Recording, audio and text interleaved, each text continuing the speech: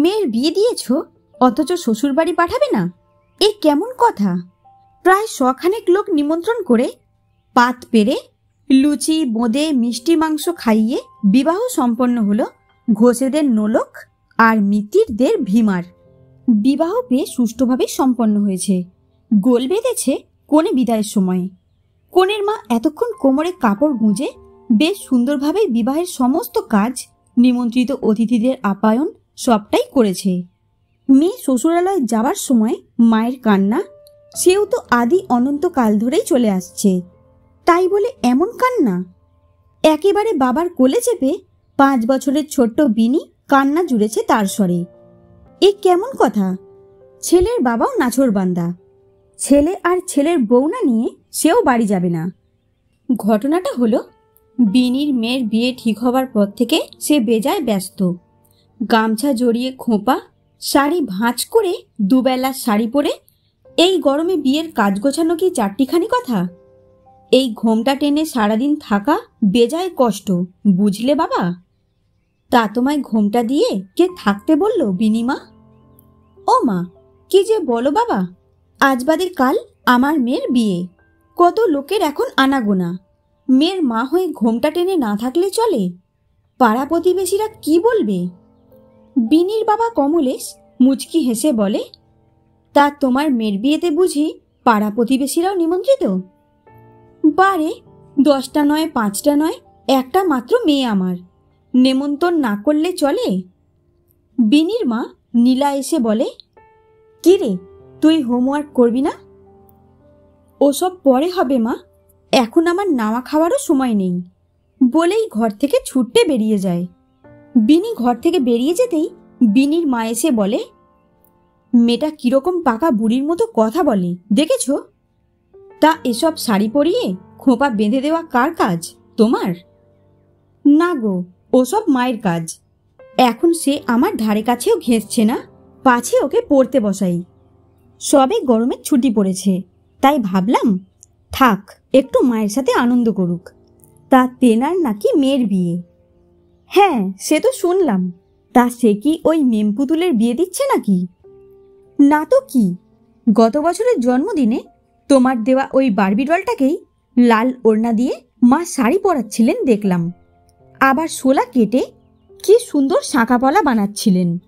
ঠাম্মা আর নাতনি মিলে কাঠের বাক্স বানিয়েছে জামা কাপড় রাখার জন্য। এছাড়া তত্ত্ব সাজানো আরও কত কি। হা হা হা, তা পাত্রটি কে? মিতির বাড়ির গোগলের একটা ন্যাড়া মাথা পুতুল আছে সে। হা হা হা, মেমের বর শেষে টাকমাথা? তারও ব্যবস্থা হচ্ছে। গোগলের দিদা তার চুল বানিয়ে দেবে কথা দিয়েছে, তবেই তোমার মেয়ে বিয়েতে মত দিয়েছে। বিনি বলছিল ছাদে নাকি আবার প্যান্ডেল খাটানো হবে। পুতুলের বিয়ে পর্যন্ত ঠিক ছিল, তাই বলে এত বাড়াবাড়ি করার কি কোনো মানে আছে বলো? আমি বারণ করতেই গেছিলাম, মা শোনেননি। বললেন ওসব নিয়ে না ভেবে বিয়ের দিন কি শাড়ি গয়না পরবো তা ঠিক করতে। তুমি একবার বুঝিয়ে বলো। আচ্ছা, যা করছে করতে দাও। অসুস্থতার জন্য ওর 5 বছরের জন্মদিনেও তো একটু আনন্দ করতে পারেনি। ঠাম্মা আর নাতনি যখন পুতুলের বিয়ে নিয়ে মেতেছে, তখন ওদের আর বাধা দেওয়ার দরকার নেই।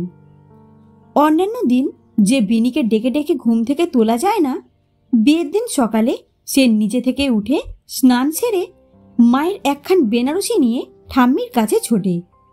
আজ যে বিনির অনেক কাজ। জামরঙের শাড়ি আর গয়নায় ছোট্ট বিনিকে দেখে নীলারই নজর লেগে যাওয়ার উপক্রম। কি মিষ্টি দেখাচ্ছে মেয়েটাকে।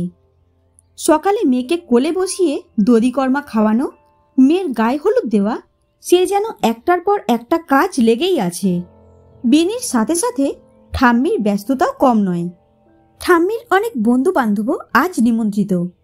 বিনিদের বাড়ি আর গোগলদের বাড়ি পাশাপাশি, কাজেই গোধূলি লগ্নেই 4 হাত এক করে দেওয়ার ইচ্ছা।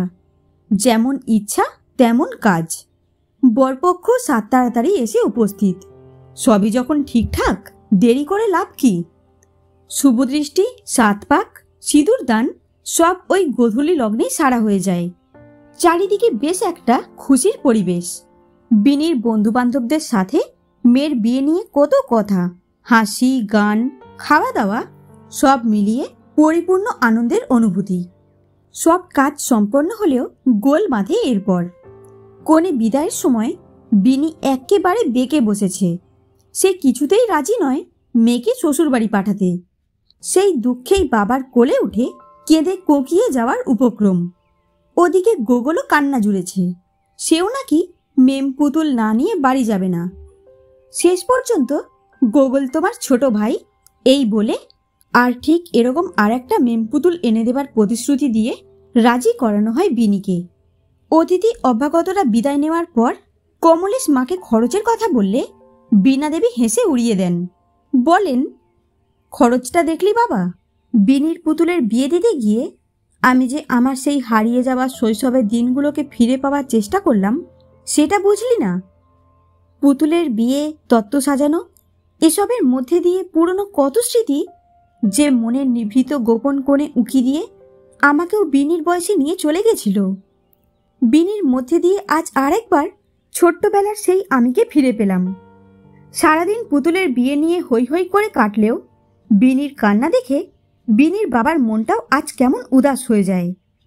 স্ত্রী আর মায়ের উদ্দেশ্যে বলে, একদিন বিনিও শ্বশুরবাড়ি চলে যাবে বলো। নীলা আলতো হেসে কমলেশের হাতটা ধরে। বাবার কাঁধে মাথা রেখে কান্নাকাটি করে ক্লান্ত বিনি হঠাৎ মাথা তুলে বলে ওঠে, বাবা, আমি বিয়ে করব, কিন্তু শ্বশুরবাড়ি যাব না, তোমার কাছেই থাকব বলে বাবার গলাটা আরও কিছুটা শক্ত করে আঁকড়ে ধরে।